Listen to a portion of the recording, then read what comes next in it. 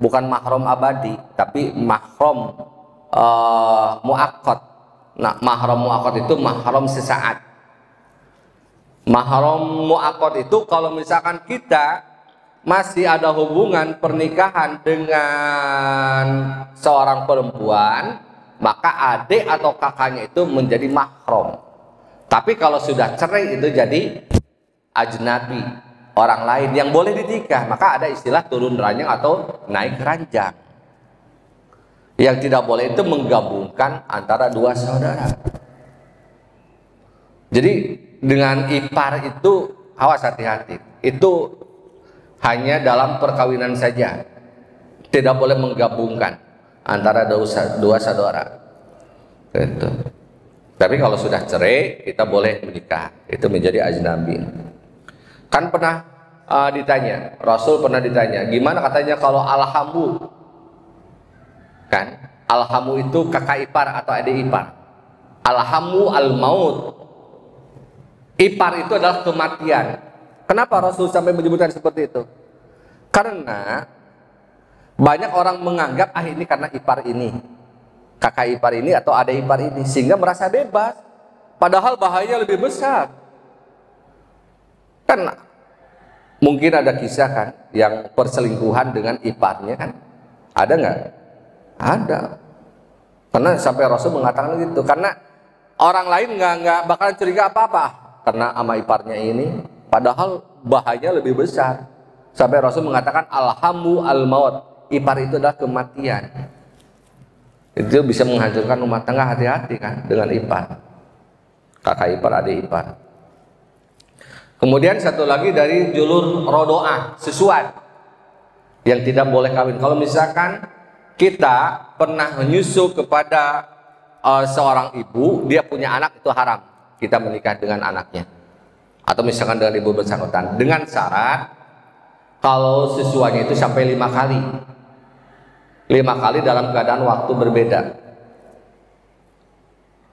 Kalau 1 kali nggak termasuk satu sesuan. Syaratnya itu sampai 5 kali sesuan, itu baru haram kita bernikah dengan dirinya, dengan anak keturunannya. Itu rodoah. Itu mahram ya. Jadi mahram itu ada 3, jalur nasab, jalur rodoah, jalur musyaharah, perkawinan. Bedanya mahram dengan muhrim, kalau muhrim orang ihram, kalau mahram ada orang yang haram ditikah. Nah, di sini larangan kepada seorang wanita bepergian sendirian dengan jarak tempuh 1 hari 1 malam sekitar 80 kilo ke atas.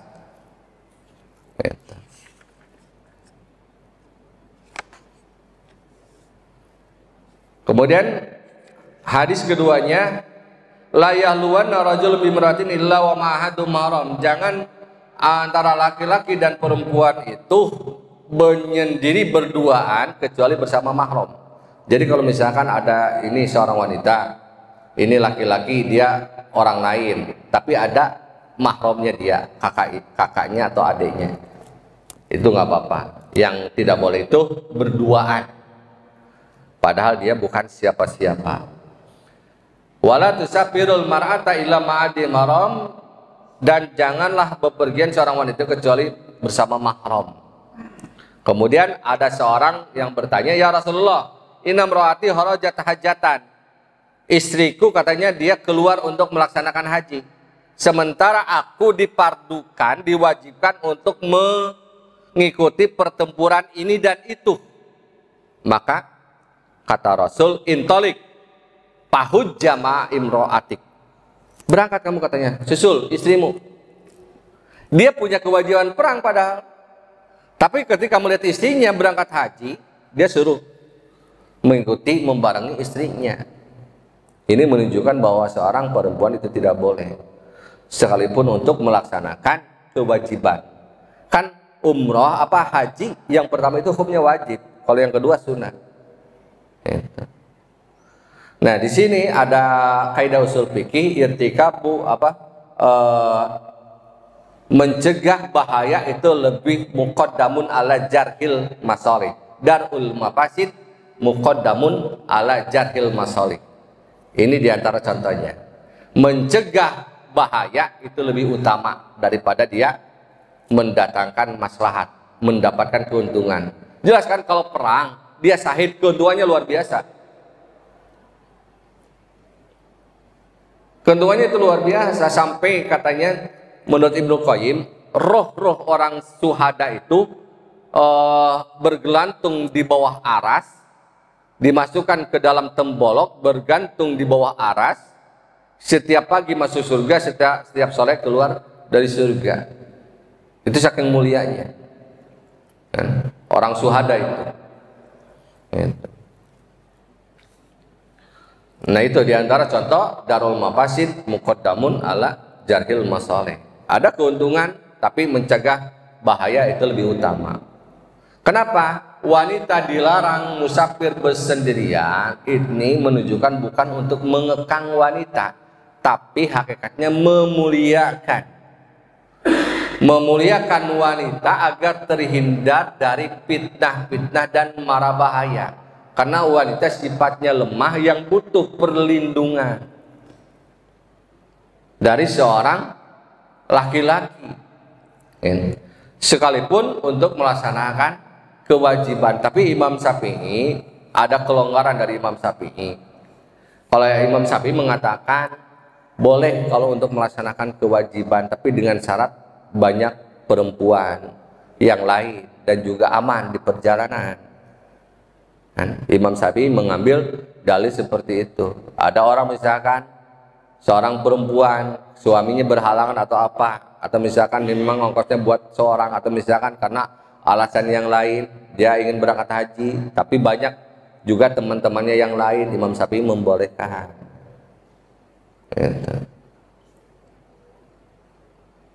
Nah, tapi pada hukum asalnya di sini hati-hati, wanita itu dilarang bepergian sendirian karena menjaga kesuciannya. Ini menunjukkan justru larangan itu untuk memuliakan seorang wanita agar ada yang melindungi secara syariat.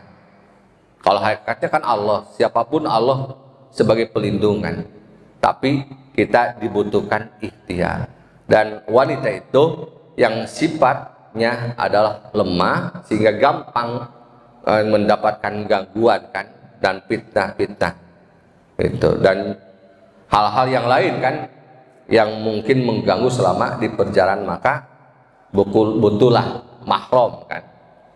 Mahram itu bukan saja suami, bapak, mertua, anak, itu termasuk anak tiri.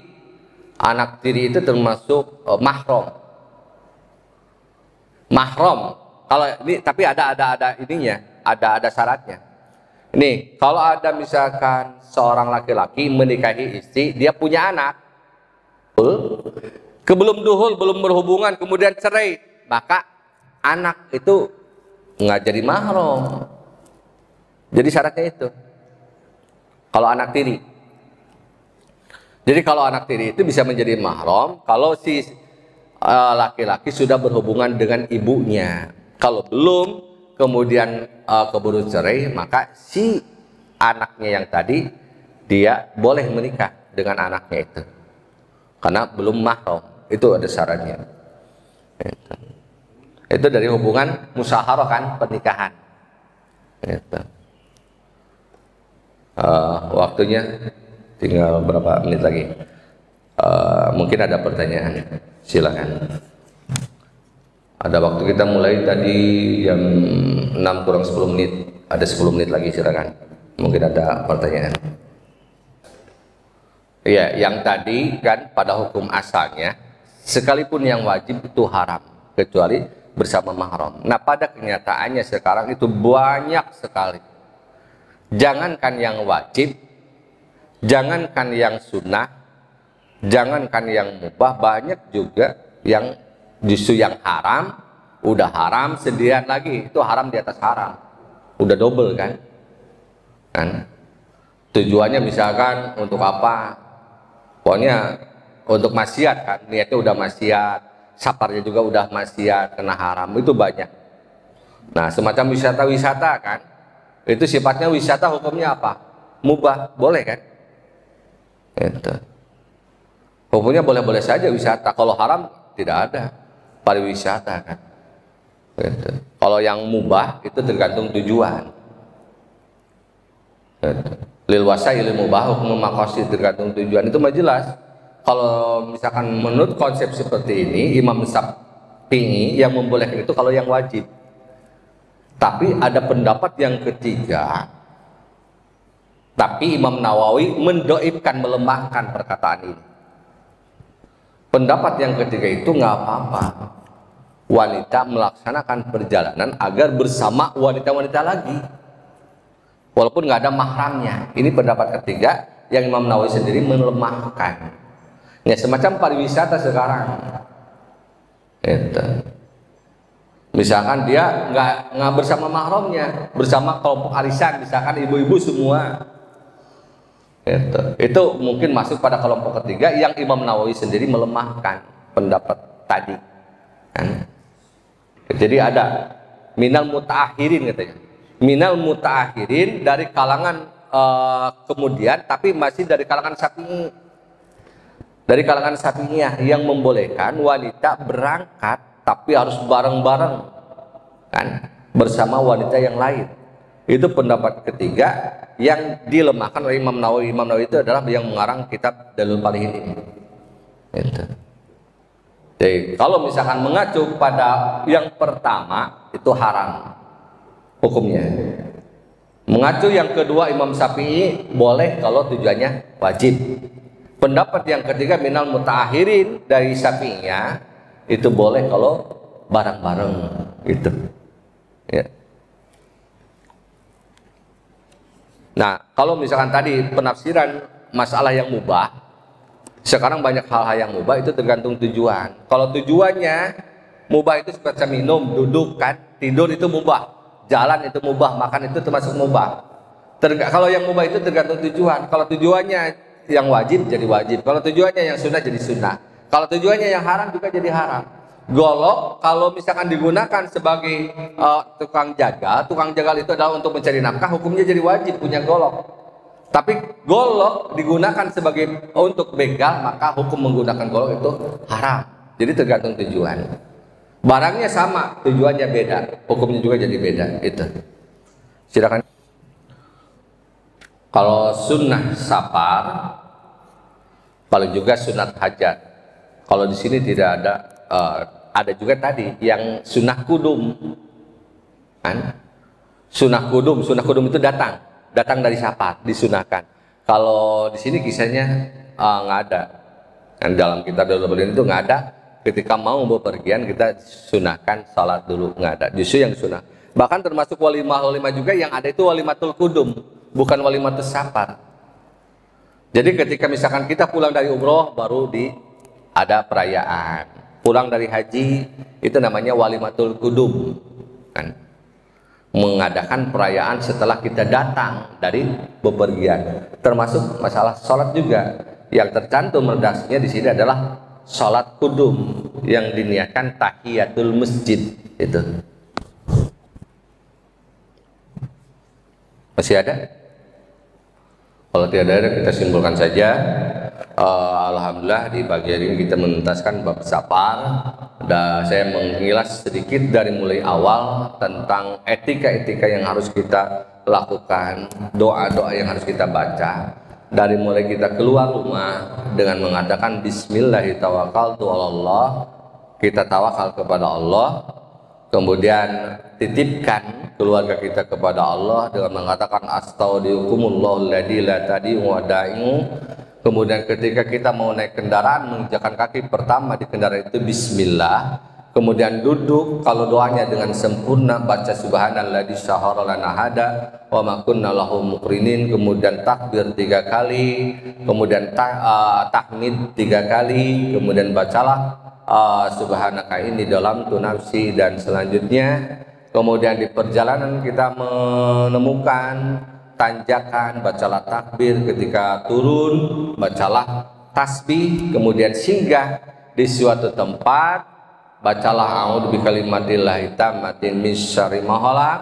Kemudian ketika kita menemukan di perjalanan itu sampai di malam hari, kemudian juga kita baca doa dengan doa yang tadi, a'udzubillah.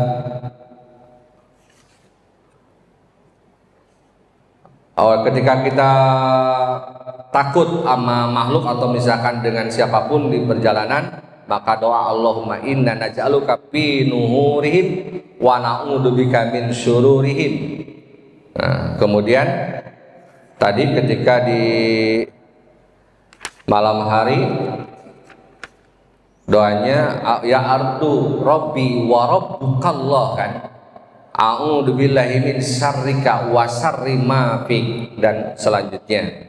Kemudian ketika kita pulang dari safar dan sudah melihat tempat tinggal kita, bacalah doa ayyibina taibina abidina li rabbina hamidin. Kemudian ketika sampai di kampung kita, di tempat asal kita, jangan dulu ke rumah tapi masuklah ke dalam masjid dan sholatlah 2 rakaat dengan niat tahiyatul masjid. Dan terakhir haram hukumnya seorang wanita melakukan safar sendirian. Kemudian itu yang pertama, kecuali bersama mahram. Nah, pendapat yang kedua Imam Syafi'i mengatakan boleh kalau tujuannya untuk melaksanakan kewajiban semacam haji kan, itu boleh, tapi dengan syarat juga bersama rombongan yang lain, jangan sendirian. Pendapat yang ketiga yang dilemahkan oleh Imam Nawawi, boleh berangkatnya seorang wanita tapi dengan wanita-wanita yang lain, itu walaupun bukan tujuan yang wajib. Mudah-mudahan ada manfaatnya, mudah-mudahan ilmu yang telah kita dapatkan kita bisa amalkan dalam kehidupan sehari-hari. Amin ya Allah ya rabbal alamin. Kita akhiri dengan doa majlis. Subhanaka Allahumma bihamdika asyhadu an la ilaha illa anta astaghfiruka wa atubu ilaik. Wa billahi taufik wal hidayah. Assalamualaikum warahmatullahi wabarakatuh.